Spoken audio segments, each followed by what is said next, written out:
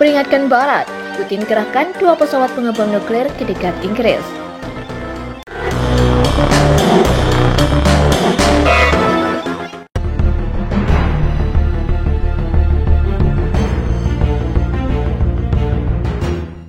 Militer Presiden Vladimir Putin telah mengerahkan 2 pesawat pengebom atau bomber nuklir supersonik Blackjack Rusia ke dekat Inggris.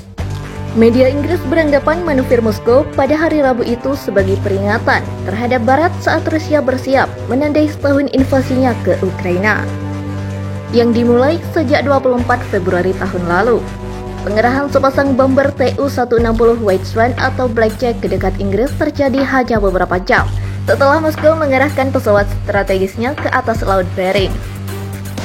Kementerian Pertahanan Rusia mengatakan 2 pesawat Tu-160 berpatroli di Norwegia dan Laut Barents dalam misi 13 jam yang mencakup pengisian bahan bakar dalam penerbangan. 2 pengebom strategis Tu-160 telah melakukan penerbangan terjadwal di wilayah udara di atas perairan netral Barents dan Laut Norwegia, katanya. Sementara Panglima Militer Amerika Serikat atau AS, Jenderal Mark Milley mengatakan Rusia telah kalah perang di Ukraina.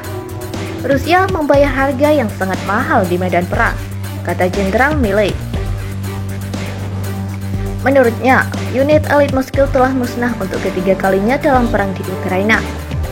Dia melanjutkan dengan mengatakan Rusia kehilangan besar pasukannya selama upaya pengepungan Vuhledar, sebuah wilayah strategis yang ada di Donetsk. Rusia telah kalah, kata Milley, yang jabatan resminya adalah Ketua Kepala Staf Gabungan AS pada pertemuan NATO. Mereka telah kalah secara strategis, operasional, dan taktis, dan mereka membayar harga yang sangat mahal di medan perang, ujarnya. Ini dikutip dari Reuters. Sampai Putin mengakhiri perang pilihannya, masyarakat internasional akan terus mendukung Ukraina dengan peralatan dan kemampuan yang dibutuhkannya, paparnya.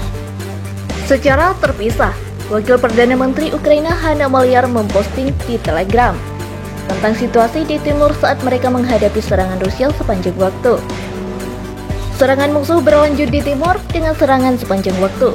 Situasinya tegang. Ya, sulit bagi kami, tulis Maliar. Tapi pejuang kita tidak membiarkan musuh mencapai tujuan mereka dan menimbulkan kerugian yang sangat serius. Kremlin maupun militer Rusia belum berkomentar atas pernyataan Panglima Militer AS soal kekalahan perang Moskow. Rusia juga mulai panaskan mesin Pyotr Veliky, kapal perang bersenjata nuklir. Rusia siap mengerahkan kapal perang terbesar dan menakutkan jenis penjelajah Giraffe class battle cruiser Pyotr Veliky. Kapal bertenaga nuklir yang kerap disebut sebagai mimpi buruk Amerika itu dinamakan akhir 1970. Seperti dilansir dari Daily Star, melaporkan kapal raksasa yang pernah muncul di era Perang Dingin itu dimunculkan kembali dengan persenjataan canggih. Vladimir Putin telah mengerahkan armada utara Rusia dengan senjata nuklir taktis untuk pertama kalinya sejak era Soviet dan mengirim bom nuklir dalam penerbangan yang berlangsung lebih dari 7 jam. Kapal Pyotr Veliky hanya salah satu dari 4 kapal yang mirip dari kelasnya yang pernah muncul dalam beberapa dekade terakhir. Sekarang, Moskow menghidupkan kembali kapal itu dengan adik-adiknya, termasuk kapal Laksamana Nakhimov. Selama Perang Dingin, Rusia membangun 4 kapal perang raksasa dengan panjang 252 meter dan berat 28.000 ton. Kapal Pyotr Veliky telah menjadi ancaman bagi armada kapal Indo Angkatan Laut AS. Dengan runtuhnya Uni Soviet, Rusia mengeluarkan dana besar untuk membiayai perawatan kapal-kapal perang terbesar itu. Kapal Laksamana Nakhimov yang dilengkapi rudal nuklir sedang mengalami modernisasi di pelabuhan Severodvinsk. Kapal Nakhimov pertama memasuki layanan pada tahun 1988, tetapi telah berkarat di dermaga selama 15 tahun terakhir. Namun, media Rusia melaporkan bahwa kapal itu akan kembali beroperasi pada akhir tahun depan dengan senjata baru yang mematikan. Untuk mengakomodasi rudal-rudal tersebut, Rusia berencana untuk merombak sistem peluncuran vertikal kapal. Menurut catatan NavyRecognition.com, kontrak untuk perombakan itu saja nilainya 2,56 miliar rubel atau sekitar 33,5 juta US dollar. Kremlin belum secara resmi mengkonfirmasi penghidupan kapal-kapal perang terbesarnya itu. Belum jelas apa tujuan Rusia mengaktifkan kembali kapal-kapal bertenaga nuklir tersebut. Presiden Ukraina Volodymyr Zelensky menyerukan agar pengiriman bantuan militer dipercepat saat para Menteri Pertahanan atau Menhan dari negara anggota Aliansi Fakta Pertahanan Atlantik Utara atau NATO menggelar pertemuan. Surat itu dilontarkan Zelensky ketika Rusia tersebut menggempur wilayah Ukraina bagian timur, yang tampaknya menjadi awal dari rentetan serangan terbaru.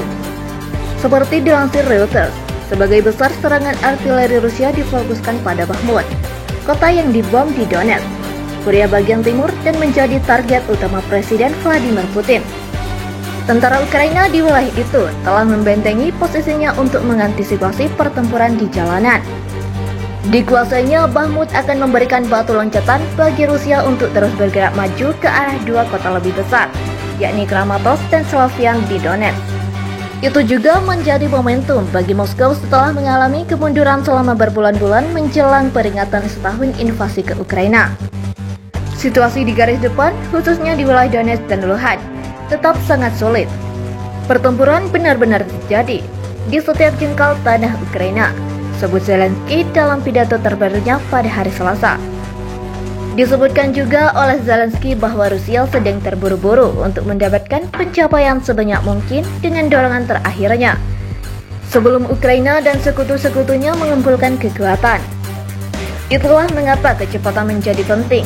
Kecepatan dalam segala hal, mengadopsi keputusan, melaksanakan keputusan, pengiriman pasokan, pelatihan, kecepatan dalam menyelamatkan nyawa-nyawa orang.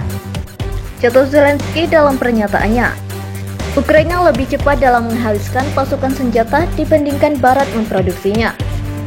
Bahkan mengatakan perlu jet tempur dan rudal jarak jauh untuk menangkal serangan Rusia dan merebut kembali wilayah-wilayah yang diduduki pasukan Moskow. Amerika Serikat dan negara-negara NATO menjanjikan dukungan Barat tidak akan memudar dalam menghadapi serangan Rusia yang membayangi.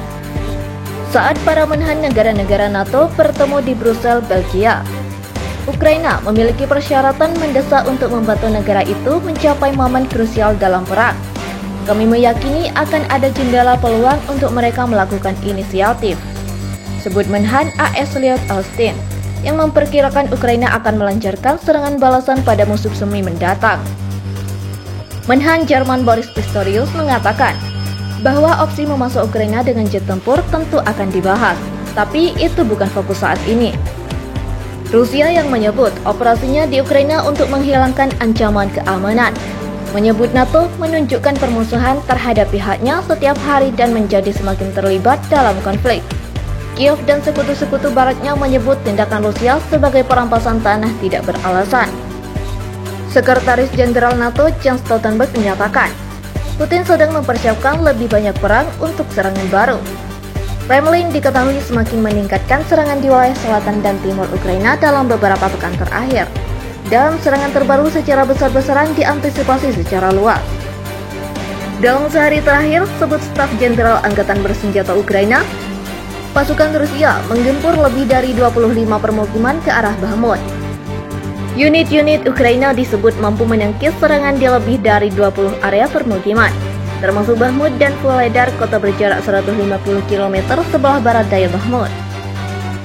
Pejabat-pejabat Ukraina menyebut pasukan Rusia mengalami kerugian, termasuk tank, kendaraan lapis baja, dan personel militer di sekitar Vuhledar.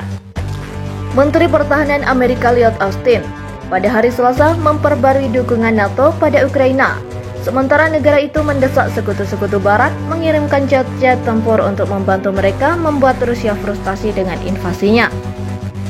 Austin mengatakan kepada para menteri pertahanan NATO bahwa aliansi militer transatlantik itu telah berkomitmen hampir 50 miliar dolar untuk memberikan bantuan perang kepada Ukraina sejak dimulainya invasi Rusia pada 24 Februari 2022. Koordinasi ini membuat perbedaan nyata secara langsung.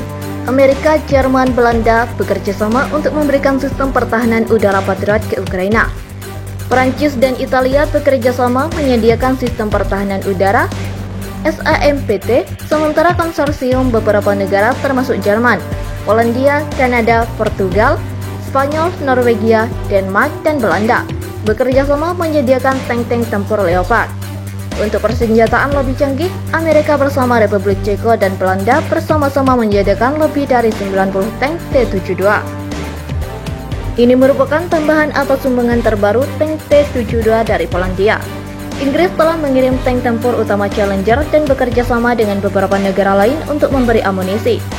Kita juga bekerja sama untuk melatih angkatan bersenjata Ukraina lewat inisiatif pelatihan bilateral dan multilateral seperti misi bantuan militer Uni Eropa, ujar Austin. Menteri Pertahanan Belanda Kajsa Ollongren mengakui perang di Ukraina ini dapat berlangsung lama.